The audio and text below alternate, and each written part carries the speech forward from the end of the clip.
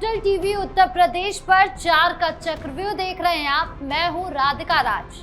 आज बताएंगे आपको कौन सी वो 4 बड़ी खबरें हैं जिसने यूपी की सियासत को गर्मा कर रख दिया है। 4 के चक्रव्यूह में सबसे पहले बात स्वामी अभिमुक्तेश्वरानंद सरस्वती की, जिनके खिलाफ पॉक्सो मामले में पुलिस जांच से बड़ा खुलासा हुआ है और इस खुलासे ने अब बटुकों के लगाए दुष्कर्म के आरोप और ठोस कर दिए हैं। बताएंगे आपको क्या कुछ मिला है जांच के अंदर। लखनऊ हत्याकांड में बड़ा खुलासा हुआ। मर्डर केस में आरोपी बेटा अक्षत सिंह ने पूरा कबूलनामा किया है कि उसने पिता को क्यों मारा, कैसे मारा और उस वक्त उसकी बहन कहाँ थी। तो बेटे अक्षत ने क्या बताया, सब कुछ बताएंगे आपको। एक तरफ लखनऊ में बवाल है तो वहीं दूसरी ओर बसपा के खेमे में भी। बसपा के इकलौते विधायक उमाशंकर सिंह के घर कार्यालय पर आयकर छापा पड़ने से मायावती को जोरदार झटका लगा है और इन सबके बीच अखिलेश यादव की प्रतिक्रिया ने और माहौल को गरमाने का काम किया है। तो क्यों पड़ा छापा और क्या बोले अखिलेश यादव, बताएंगे आपको। 4 के चक्रव्यूह के आखिरी में बात अंसल ग्रुप की, जिस पर बड़ी छापेमारी हुई। इस छापेमारी में आगरा के 598 करोड़ से ज्यादा की संपत्ति ईडी ने कुर्की है, जिसका कनेक्शन गुरुग्राम जमीन घोटाले से हुआ है। बताएंगे आपको पूरा मामला। तो चलिए बिना किसी देरी के शुरू करते हैं 4 का चक्रव्यूह। 4 के चक्रव्यूह में सबसे पहले बात अभिमुक्तेश्वरानंद सरस्वती, जो अब एक और बड़े झटके में जूझ रहे हैं।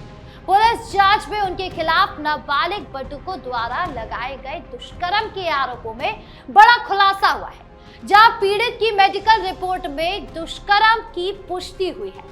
यह मामला बेहद गंभीर और संवेदनशील है क्योंकि इसमें पॉक्सो एक्ट की सख्त धाराएं लगी है और नाबालिग बच्चों के साथ कथित दुष्कर्म की बात है।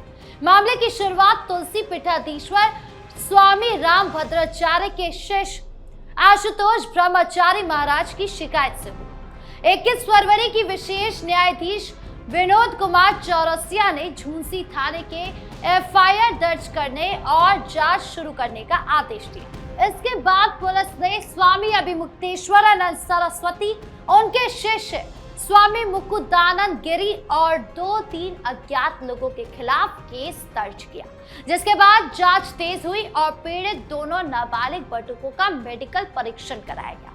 मेडिकल रिपोर्ट में जबरन कृत्य और दुष्कर्म की पुष्टि हुई है। शिकायतकर्ता आशुतोष ब्रह्मचारी ने भी कहा कि रिपोर्ट में कुकर्म की पुष्टि हो गई है। ये रिपोर्ट अब जांच के लिए महत्वपूर्ण साक्ष्य बन गई है। अब पुलिस अदालत में यह रिपोर्ट पेश करेगी, जो स्वामी के लिए बड़ा झटका साबित हो सकती है। स्वामी अभिमुक्तेश्वरानंद के आरोप को पूरी तरह से निराधार, फैब्रिकेटेड और साजिश करार दिया है। उन्होंने कहा कि आरोप लगाने वाले लड़के कभी उनके गुरुकुल में गए ही नहीं, वहां पढ़ाई की ही नहीं और उनके साथ कोई संबंध नहीं। स्वामी ने इलाहाबाद हाई कोर्ट में अग्रिम जमानत की याचिका दाखिल की है, जिसमें गिरफ्तारी से बचाव की मांग की गई है। यदि हाई कोर्ट से जमानत नहीं मिली तो पुलिस कभी भी गिरफ्तारी कर सकती है।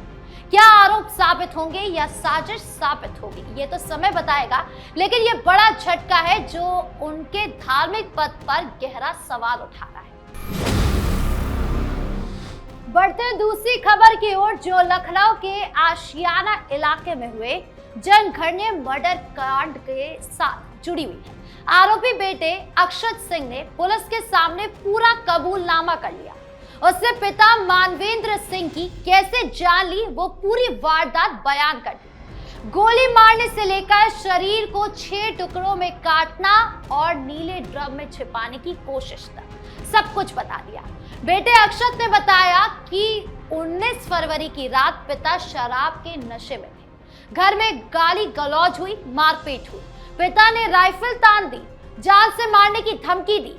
अक्षत और बहन ने उन्हें शांत कर बेड पर लिटाया था। रात भर अक्षत जागता रहा, मन में आक्रोश भरा था क्योंकि पिता की वजह से मां की भी जान गई। जिसके बाद वो गुस्से से बेकाबू हो गया और उसने राइफल उठाई और पिता के सिर में गोली मार दी। जैसी पिता की जान गई तो अक्षत रो पड़ा और बोला, सॉरी, गलती हो गई। उसने साफ कहा कि बहन या किसी और का हाथ इस पूरे मामले में नहीं है, सिर्फ वही जिम्मेदार है। जान जाने के बाद अक्षत ने बहन को डराया, धमकाया और कमरे में बंद कर दिया। 20 फरवरी को बहन स्कूल गई तो अक्षत बाहर निकला, ब्लिंकिट ऐप से चाकू मंगवाए और बाजार से आरी और नीला ड्रम खरीदा। बाथरूम में शव ले जाकर आरी से 6 टुकड़े में काट दिया, हाथ पैर अलग किया, धड़ नीले ड्रम में डालने की कोशिश की लेकिन पूरा फिट नहीं हुआ। हाथ पैर बैग में रखकर कार में लाद दिया, खून से सने कपड़े सदरौना नहर के पास छिपा दिया और शरीर के टुकड़े अलग अलग जगह फेंक दिए। पुलिस ने पोस्टमार्टम के बाद अंग बरामद किए। पुलिस पूछताछ में अक्षत ने नीट की तैयारी का दबाव बताया। पिता पढ़ाई के लिए मजबूर करते थे, मारते पीटते थे। मां की जान जाने के पीछे भी पिता की हिंसा ही जुड़ी बताई गई। उसने बताया कि पिता की जान लेने के बाद बहन को डराया। देखिए वो वीडियो जिसमें दिख रहा है कि कैसे घर के रिश्तेदारों का कलेजा फट गया जब ये पूरा मामला सामने आया।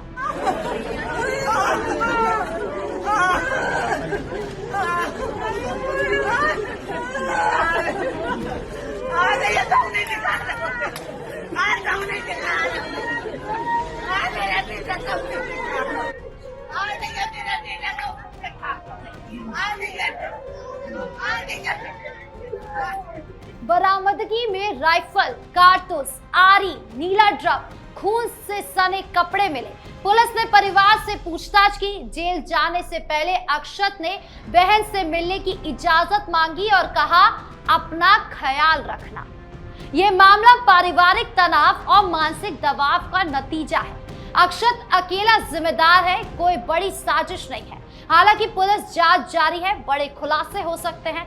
अब जांच में क्या कुछ सामने आता है इस कबूलनामे के बाद, यह भी देखने वाली बात होगी। अब बात तीसरी खबर की, जो बसपा सुप्रीमो मायावती के इकलौते विधायक उमाशंकर सिंह से जुड़ी है। उनके घर और कार्यालयों पर आयकर विभाग का छापा पड़ा। कार्रवाई लखनऊ, बलिया, सोनभद्र और वाराणसी में एक साथ हुई। उमाशंकर सिंह बलिया की रसड़ा सीट से विधायक है। 3 बार विधायक बनकर जीते थे लेकिन कैंसर से पीड़ित है और लखनऊ में इलाजरत है। छापे का मुख्य कारण कैग रिपोर्ट माना जा रहा है, जिसमें उनकी कंपनी द्वारा 33,604 घन मीटर गिट्टी का अवैध खनन का खुलासा हुआ। इस एक्शन से राजनीतिक बवाल भी मचा। सपा प्रमुख अखिलेश यादव ने बीजेपी पर जमकर हमला बोला। एक्स पर पोस्ट में कहा कि बीजेपी लालची है, लोगों के कमाए पैसे को लूटती है। छापे को सरकारी डकैती बताया। कहा कि बीजेपी मुश्किल वक्त में टारगेट करती है, हृदयहीन है और संवेदनहीन है। और क्या कुछ बोले अखिलेश यादव, आप भी सुनिए। ये आईटी वालों को नाम कौन बताता है? और उनके यहाँ छापा इसलिए पड़ा है कि कुछ लोग जापान गए हुए हैं।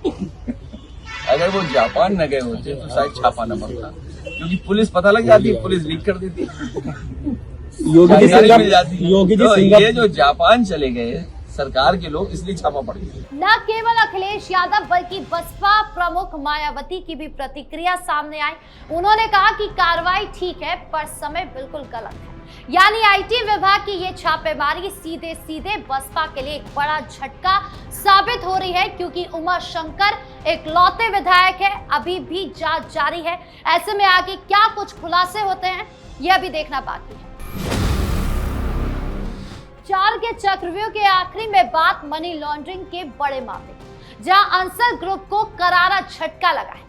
प्रवर्तन निदेशालय ने Ansal properties and infrastructure limited की आगरा में 598 करोड़ रुपए से ज्यादा की संपत्तियां कुर्क कर ली है। यह कार्रवाई गुरुग्राम जमीन घोटाले से जुड़ी है। मामला हरियाणा के गुरुग्राम के सेक्टर 58 से 63 और 65 से 67 की जमीन से जुड़ा है।